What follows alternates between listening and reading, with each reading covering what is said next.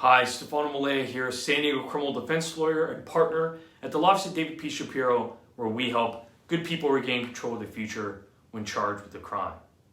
In this video, I'll be discussing how law enforcement can enter the picture in a situation where you take your child to a doctor or a hospital. Here's a scenario that I unfortunately know too well through my work as a criminal defense attorney. Parents take their young child to the doctor for a checkup or because they're concerned about something in particular. Maybe there is a bruise or signs of injury.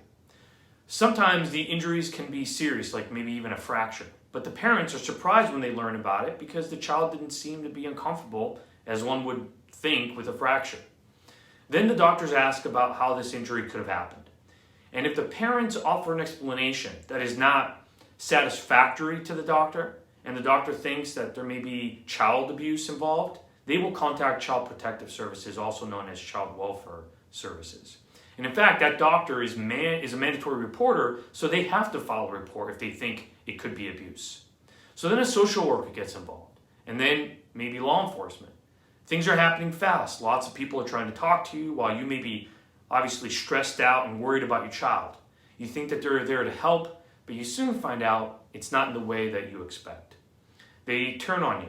Next thing you know, law enforcement wants to talk to you about how the injuries happened. Then CPS may take action and file something in court to take the child into protective custody.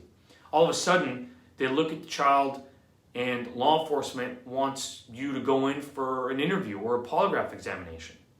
And by the way, it's likely that a doctor has already told a social worker and the cop that the injuries were what they consider non-accidental trauma. That means you or someone else caused the injuries and it wasn't by accident. This scenario is, again, unfortunately a common one. If you get any sense at all that you're being suspected of doing something wrong, contact a lawyer for advice.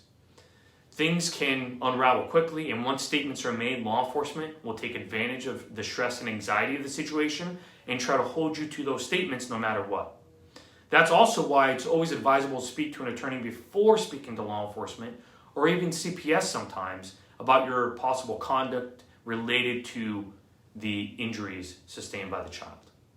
Hope this was helpful. If you have questions, give me a call. Stefano Molea, San Diego criminal defense attorney, 619-295-3555.